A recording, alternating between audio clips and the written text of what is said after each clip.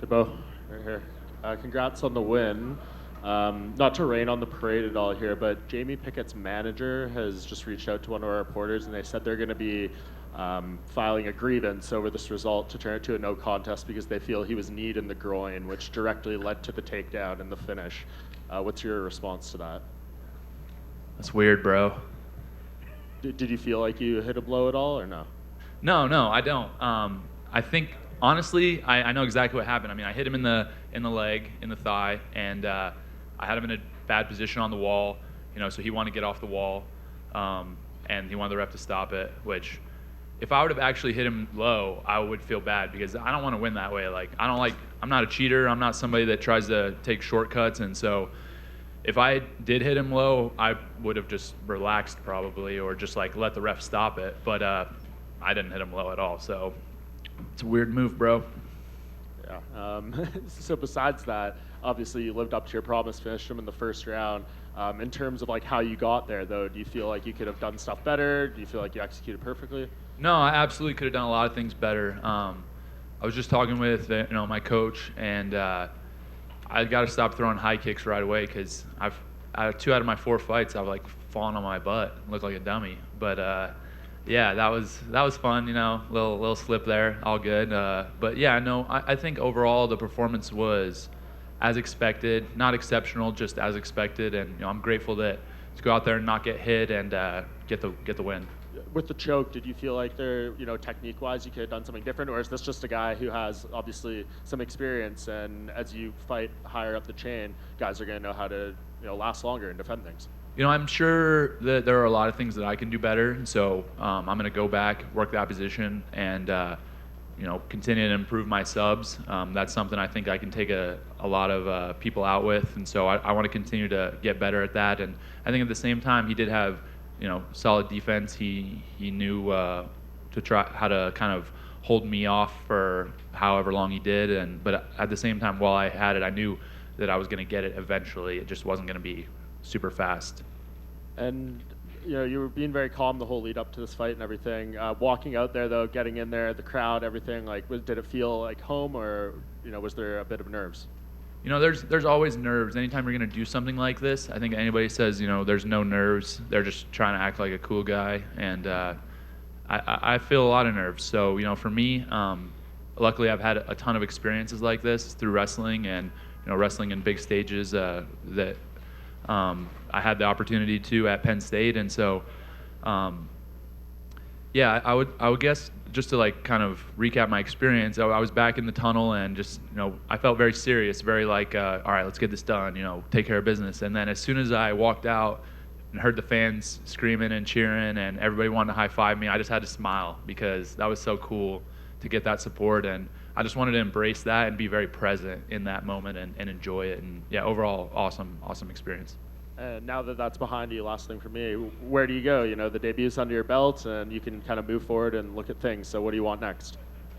I think that for me, I've had 6 minutes of cumulative time in a cage, so there's not a ton of experience there. So I need to get my experience through training. I've got the support of all the guys at American Top Team. I'm able to go down there, train with high-level guys, get time with super strong pros, guys who've got a ton of experience. So I need to develop there and continue to improve. So the next on the list for me is just keep getting better and get my experience in training instead of in the actual cage.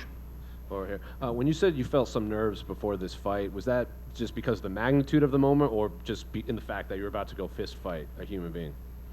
For sure, both. Anytime you're going to compete, there should be nerves, right? For me, I look at nerves as a good thing because I know that I care about this and I'm excited and I want to compete my best because I put a lot of time and effort and energy into this, right? I've only been in MMA a year and a half, but I've spent my whole life pretty much in combat sports training for moments like this. And so the nerves to me are a good thing and something that I'm grateful for, and that it just makes everything fun, right? I want the nerves because that's how I know I'm living life to the fullest. And obviously, you said your whole time in college at Penn State, UFC was in the back of your mind. You said you watched the UFC growing up. Was there any moment, either in the walkout or in the octagon or something, where this it might even just be a small thing like, this is not what I expected. Like maybe Bruce Buffer's shorter than you thought, or the lights are brighter, or something like that. I don't think that I had like, I guess, set expectations where I was like, oh, I expect it to be this way, I expect it to be that way. You know, I guess the most unexpected thing was like how loud I felt the crowd cheered for me. You know, I didn't really expect that, right? Like obviously, like if I'm at a home match at Penn State, like everybody's gonna go nuts for me. But to come here and have the reception that I did was very, very cool. You know, I felt like there was a lot of love in the crowd for me, and that's exciting to be in my pro debut and already have, you know, a lot of support from fans. The final one for me is, it seems like the second you signed with the UFC, the argument over, or the question over who's the best wrestler in MMA kind of came to an end. You might disagree, but that seems to be a lot of fans. So in your mind, if, say, fans put you number one, who would you, as an All-American wrestler, put below you as the second best wrestler in the UFC?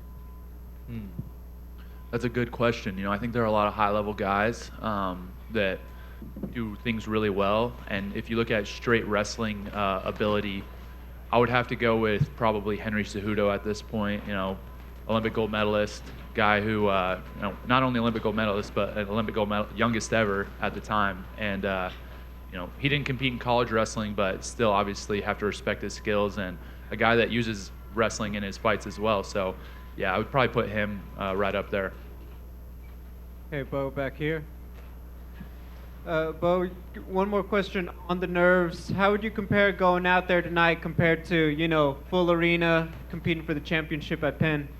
It's very similar. You know, I would say that it's kind of the same thing, but it just scaled up, right? You know, the UFC, I truly believe there's no organization and no platform like it that is able to put events together like this. And for me to be a part of this at, you know, my fourth pro fight and at 27 years old, only training, like I said, a year and a half is such an amazing thing. And I'm really grateful, you know. I think I've said that word 150 times over this entire fight week, but that's really, I would say, the overwhelming emotion of this whole experience is just a lot of gratitude and appreciation to, you know, be here. Out of curiosity, when you imagine fighting for the UFC, did you imagine doing scrums in a windy tent with planes going by? Well, fortunately for me, I've had some experience, you know, with guys with, you know, Jorge Masvidal. I was able to train with him and be a part of stuff like this. So this isn't my first rodeo, and I've been able to kind of learn and develop and understand what the process is like secondhand. And now getting to do it myself, I feel like those experiences were super valuable. Picking up this victory, obviously now the name grows and, you know, more targets on your back. How do you manage that? Because on the one hand, you want to develop at the right pace. On the other hand, obviously you're probably thinking bring them on. What do you think about when you think about your next opponents coming up? Yeah, it's funny that you said bring them on, because that's literally what I was thinking. Bring them on, baby. I'm ready. So, you know, at the end of the day, my management team, my coaches, those guys will help me decide what's right for me in my career, and I'm not too prideful to admit I have a long way to go to get where I want to be, right? My goal is to be UFC champ, is to be the best fighter in the world, and that's a long road. That doesn't just happen in a day. It doesn't happen in a year. It doesn't happen, you know, it might take 5 years. It might take longer. So, you know, for me, it's being consistent and improving, getting better every single day, and I have a great team around me, and I trust all these people wholeheartedly, so I'm going to continue to improve, get better, and we'll all achieve that together. Go over here. A lot of fighters on this card, just with the timing, want to compete on International Fight Week in July. Is that kind of what you like? Do you like fighting in Vegas? Is that kind of what you're looking at next? It's possible. We'll see. You know, obviously that's a great opportunity. Again, probably going to be a huge card. So, like I said, I'll talk with my team and make the decision. And you sort of talked about the fact you haven't been training MMA that long, but I know fighters also like to keep active. How do you find that balance of, you know, a lot of fighters, it's 3 times a year. Is that reasonable, or do you want even less than that and spend more time in the gym? No, that's reasonable. I think 3 is reasonable. We'll see, you know.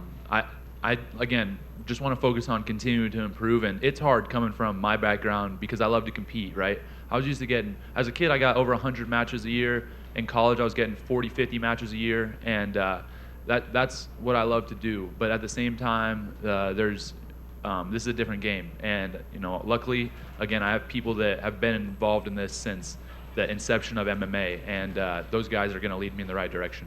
And how do you celebrate after that first UFC victory? Man, I'm a simple guy, so I'm just gonna get some In-N-Out, get an In-N-Out burger, and head back to my Airbnb and chill with my family, my friends, all the people I love. I don't party, I don't do any of that stuff. I'm just gonna chill with my people and get back to training on Monday. When you were wrestling back in as a kid, how would you have seen this happening? Would you have seen it, or did you ever envision it until college? No, I envision this. Just if you watch an event, right? For me as a competitor, as somebody that always has had big goals, huge goals, you automatically visualize yourself in that place, right? When I was watching these fights, watching Chuck Liddell fight, Randy Couture fight, Tito Ortiz, guys like that, you obviously, for me as a young dreamer, I guess, you visualize yourself in their position, and so. Obviously, before I was fully focused on wrestling up until recently, but it was always a vision, and I think that vision is very powerful and has helped me get to this point. I think you have to visualize it, and you got to know the end before the beginning starts. And when you were wrestling at junior nationals and cadet nationals, did you know the UFC fighters that had gone through those tournaments like that? Yeah, absolutely. I'm a student of the sport, not only wrestling but MMA, and so I study it the same as you would study biology in a college class, and I'm watching film, I'm breaking things down, I'm paying attention to results, and that's just part of my passion. I'm just so passionate about what I do, and I love it so much, and it's a big opportunity for me, so I want to make the most of it, and I got to pay attention to details and make sure that I account for every single thing that I can, and yeah, that's kind of my approach. Thank you.